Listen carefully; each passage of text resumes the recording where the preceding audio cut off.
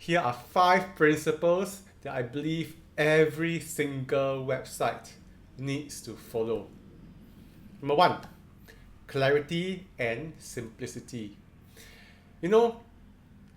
I've visited many sites where, the design is fabulous. Pictures sliding in, when you scroll, there's animation, and it makes the whole experience very engaging. But at the end of the day, what is the design for? What is the message of the website? That is more important. So you start with the message, you have to be clear about what the message is, and then design a site as simple as you can to deliver that message. The website is a tool. The website is a medium for you to deliver a message. So is a website clear and simple? Number 2, visual hierarchy. So you have your message. Now, the design to support the eyes of the reader, the patterns of the reader, and how they go through the page. As I've shared in the previous video, visitors these days don't really read your website copy in full.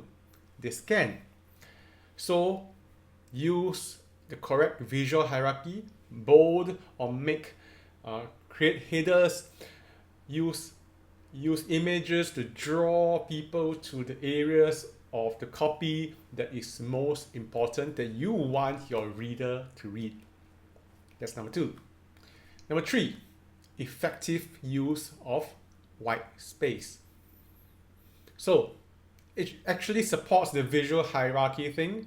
In a sense, white space allows breathing space. And when you have enough white space in between sections, it shows that they are different sections.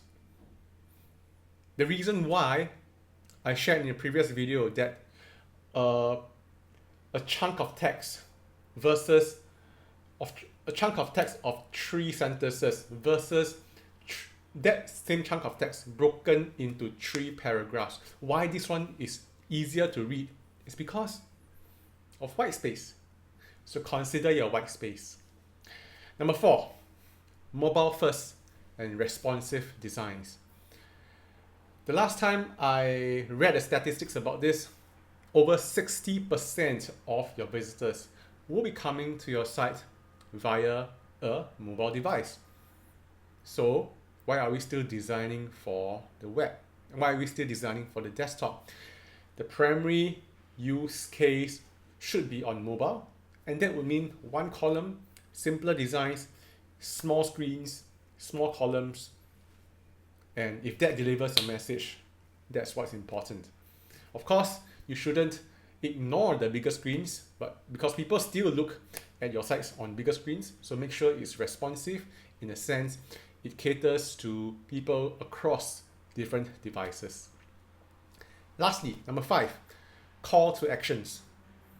Have you ever read a page or gone through a page and then come to the end of the page of the copy or the sales letter or whatever and realize, what should I do next?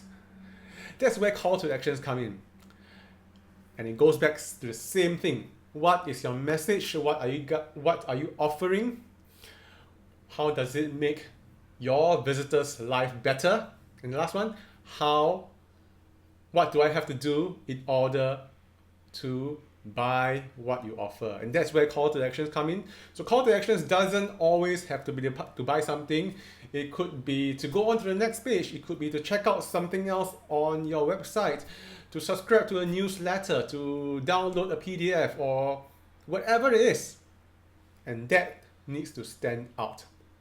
Sometimes you look at opt-in pages or squeeze pages, and really there's just one call to action, and that is why they work.